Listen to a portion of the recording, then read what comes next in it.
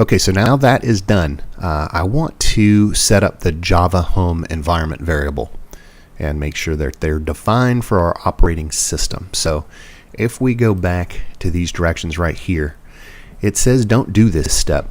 I didn't find that was true. I didn't find that it was taken care of. It just wasn't working right.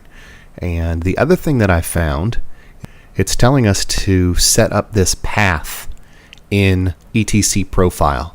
And I will tell you that I did do that. And when I went to reboot my machine, I'm using Ubuntu, I got caught in a Ubuntu login loop, which means I logged in, it just asked me to log in again and again and again.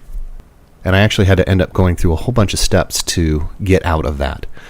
So I found something better right here, where it tells us to put our environment variables in a .sh file. So that is the way I'm going to do it. So what we're going to do is we're going to create a java.sh, and that's where we're going to put our Java environment variable. Okay, so let's go over to this etc profile D. So I'm just going to copy it there, and I'm going to do a CD and paste it in. And we're in profile D. So if we list what's in profile D, we've got a few files there. But what I want to do is I want to create one called java.sh. So in order to create a document, I'm going to use touch, and I'm going to call it java.sh. And now if I ls, I should have a java.sh. Okay.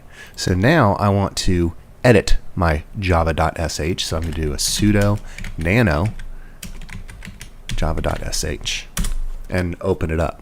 Now, the next thing I want to do is take this information right here, which I've actually cut and pasted with the proper info, or at least the most recent updated info as of Java 1.8.0_131. So I'm going to copy this.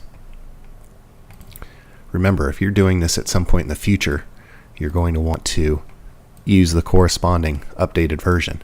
But essentially this is, I guess it's called creating our system-wide environment variable. And doing it this way won't get you caught in that dreaded Ubuntu login loop.